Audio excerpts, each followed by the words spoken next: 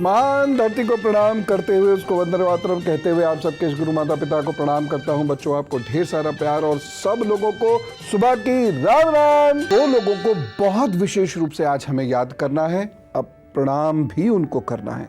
एक है महात्मा गांधी बापू और दूसरे लाल बहादुर शास्त्री जी। इन लोगों ने इस देश को जो दिया है उसका वर्णन किया ही नहीं जा सकता।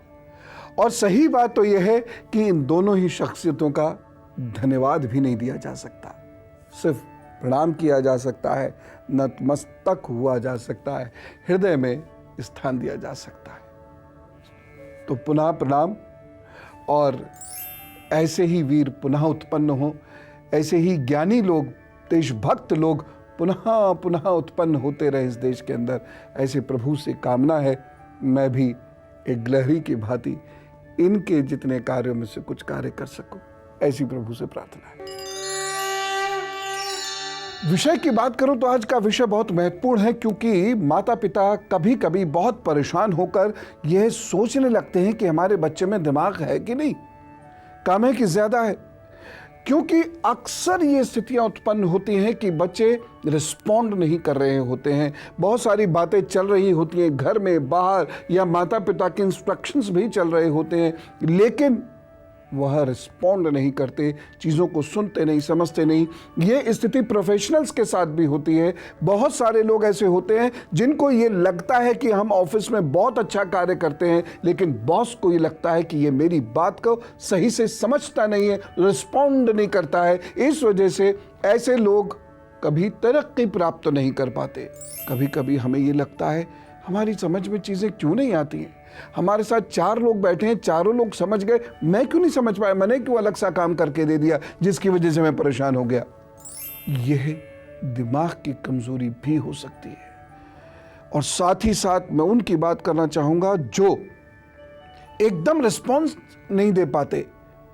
बात अभी उठी है, अब तुरंत तो कुछ कह नहीं पाए, फिर मन मन में घोटते रहते हैं और ऐसी जगह बोलते हैं जब उसकी कोई ज़रूरत थी नहीं और खुद ही गलत सिद्ध हो जाते हैं। ऐसा क्यों होता है ये आज जान लीजिए।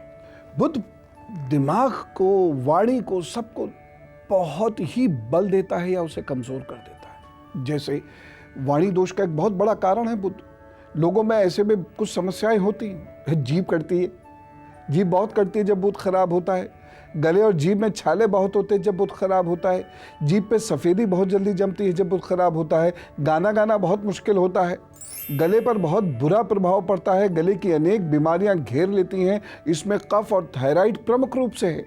आवाज़ की खराबी बहुत परेशान करती है। आवाज़ कांपनी शुरू हो जाती है, आवाज़ में कर्कशता आती चली जाती है, आवाज़ इतनी धीरी हो जाती है, या अपने शब्दों को आप ठीक प्रकार से बोल नहीं पाते, दूसरे आपकी आवाज़ को सुन नहीं पाते, समझ नहीं पाते, आप किसी भी बात को एकदम कह नहीं पाते, भूल जाते हैं। बुआ का सुख प्राप्त नहीं होने देता ये बुद्ध। अब देख लीजिए, दिमाग में बात ही नहीं आई, या आप अच्छा खासा बोल रहे हैं, किसी ने टोक दिया, आप भूल गए, उसका बुरा असर उनके स्वास्थ्य और उनके घर की खुशियों पर पड़ता है। अब हाथ पर आप बुद्ध को समझ लीजिए, क्योंकि यदि आप हाथ पर बुद्ध को समझ लेंगे तो दिमाग का, गले का, वाणी का, वाक का, भाषा का सदुपयोग कर पाएंगे। यह है बुद्ध की उंगली। इसे समझते हैं, फिर इसे समझते हैं। यह है बुद्ध का पर्वत। देखिए, यदि बच्चे की यह उंगली छोटी है, ये कैसे पता चलेगा छोटी है? यहां से, यह सूर्य की उंगली है। अच्छी बुद्ध की उंगली, या जिसका बुद्ध अच्छा हो, वह क्या माना जाता है?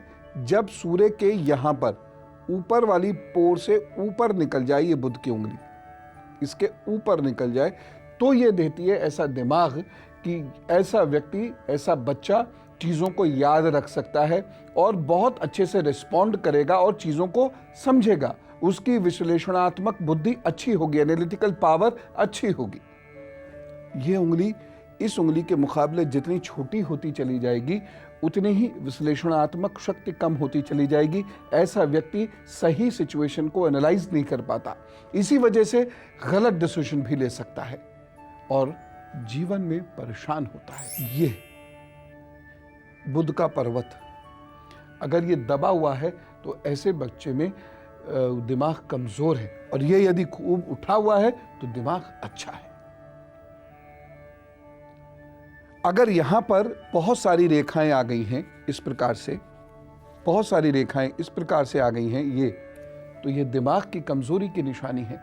हो सकता है सोच बहुत अच्छी हो लेकिन प्रैक्टिकल नहीं होगी।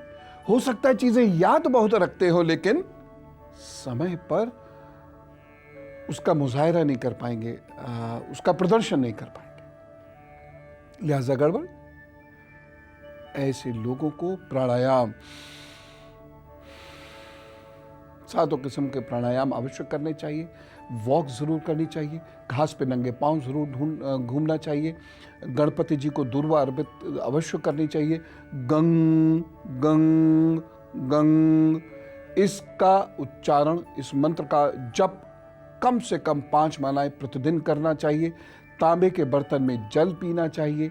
ऐसे लोगों को गरिष्ठ भोजन नहीं करनी चाहिए।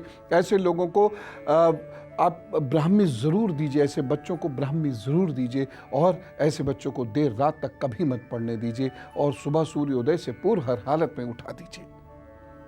तब जाकर जीवन में कुछ बेहतर कर पाएंगे दिमाग के द्वारा। नहीं तो किस्मत चल गई तो चल गई, दिमाग से किस्मत नहीं बना पाएगा ऐसा बच्चा।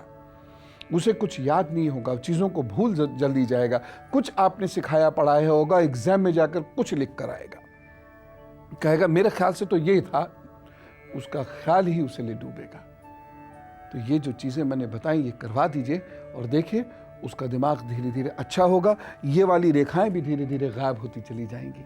उंगली तो लंबी नहीं होगी या ये पर्वत तो नहीं उठेगा, लेकिन उसकी ज़िंदगी में रिजल्ट्स अच्छे आने लग जाएंगे और वह आपकी बातों को भी बहुत ध्यान से सुनेगा, समझेगा। ऐसे ही होता है ज्योतिष में। तो आप बुध के उपाय नोट कर लीजिए।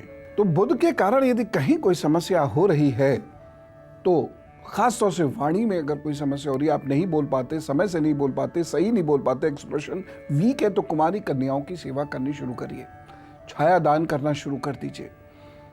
प्रत्येक बुधवार तांबे का सिक्का बहते हुए जल में बहना शुरू कर दीजिए और ब्राह्मी का सेवन अवश्य करना शुरू कर दीजिए, क्योंकि भाषा की बहुत सारी समस्याएं इसलिए उत्पन्न होती हैं कि समय से शब्द आपके मस्तिष्क में नहीं आता और आपका मस्तिष्क वह संदेश आपकी ज़बान को नहीं दे पाता। एक चीज़ मैं कहना चाहूँगा, जिन्हें ज़ोर से बोलना होता है या जिन्हें आवाज़ में थ्रस्ट चाहिए, उन्हें यदि कोई अन्य दिक्कत ना हो तो मट्ठा ज़रूर पीना चाहिए। मट्ठा पीने से आवाज़ मधुर भी होती है, स्पष्ट भी होती है और थोड़ी लाउड भी होती है। एक बात बताऊं, जो व्यक्ति पिंजड़ों में पंछी पालते हैं उनका बुध उन्हें बहुत कष्ट देता है, दिमाग कमज़ोर करता है, इसलिए अपने बच्चों को ये आदत मत होने दीजिए। गुरु मंत्र, जिसमें मैं आपको ये बताना चाहता हूँ कि श्राद्ध पक्ष में भोजन कैसे कराना चाहिए। श्राद्ध पक्ष में भोजन कराना चाहिए, यथा विधि भोजन कराना चाहिए। ब्राह्मणों को भी भोजन कराना चाहिए, गरीबों को भी भोजन कराना चाहिए, गाय कुत्ते कौवे को भी भोजन कराना चाहिए। श्राद्ध तिथि के पूर्व 1 दिन का उपवास ज़रूर रख लीजिए, संभव हो सके तो हवन भी करिए, और भोग लगाने में कौवे, गाय और कुत्ते को भोजन अवश्य दीजिएगा। एक और चीज़, श्राद्ध दोपहर के समय करते हैं तो ज़्यादा अच्छा रहता है। तर्पण अवश्य करिएगा, तर्पण करना बहुत ज़रूरी है। और साथ ही साथ एक बात कहूँ, बहुत सारे लोग इसकी मजाक तो उड़ाते हैं, लेकिन इसके भाव को भी समझने की आवश्यकता है। मजाक उड़ाना तो बहुत आसान है, लेकिन किसी चीज़ की वैज्ञानिकता और भाव को जब तक आप संवेदनशील मन के नहीं तब तक समझ नहीं पाएंगे। वो संवेदनाएं आवश्यक है, और वो ये है, पितरों की पसंद का, अपने बुजुर्गों की पसंद का भोजन बनाइए। जो भोजन आप बनाएंगे अपने बुजुर्गों और पूर्वजों की याद में, उसमें सबसे पहले गाय का निकालिएगा, फिर कुत्ते का, फिर कौवे का, फिर देवता का, और चींटी के लिए भी थोड़ा भाग अवश्य निकालना चाहिए। इसके बाद हाथ में जल, अक्षत, चावल, चंदन, फूल, तिल आदि लेकर संकल्प लीजिए, या आपने घर पर ब्राह्मण बुलाए हुए हैं जमाने के लिए, तो वह आपको संकल्प दिलाएंगे और उस संकल्प के बाद भोजन परोसिए। कुत्ते और कौवे के लिए निकाला हुआ भोजन कुत्ते और कौवे को ही कराएं, किंतु देवता और चींटी का भोजन गाय को आप दे सकते हैं। इसके बाद ही फिर आपको किसी को ब्राह्मण आदि को भोजन कराना है या खुद करना है। खूब तृप्ति से भोजन कराइए, गरीब को भी और ब्राह्मणों को भी। फिर उनके मस्तक पर तिलक लगाकर यथाशक्ति दान दे दीजिए। तो ये जो भोजन हम बनाते हैं या जो भोजन हम बांटते हैं, ये सिर्फ याद है। और दूसरा, ये भारत की वह परंपरा है जिसमें कोई भी अवसर हो, अच्छा अथवा बुरा, हम सबको खिलाकर खाते हैं। ये परंपरा है, इसलिए इस भाव को समझिए, आप मजाक मत उड़ाइए। इसलिए बहुत श्रद्धा भाव से भोजन बनाइए और दीजिए। अपने आप आपका बुध बृहस्पति राहु ठीक होने लगता है, केतु ठीक होने लगता है और आप पितृदोष से मुक्त होने लगते हैं। फिलहाल विदा लूं। ईश्वर आपको बहुत सुख दे। राम राम, नमस्कार।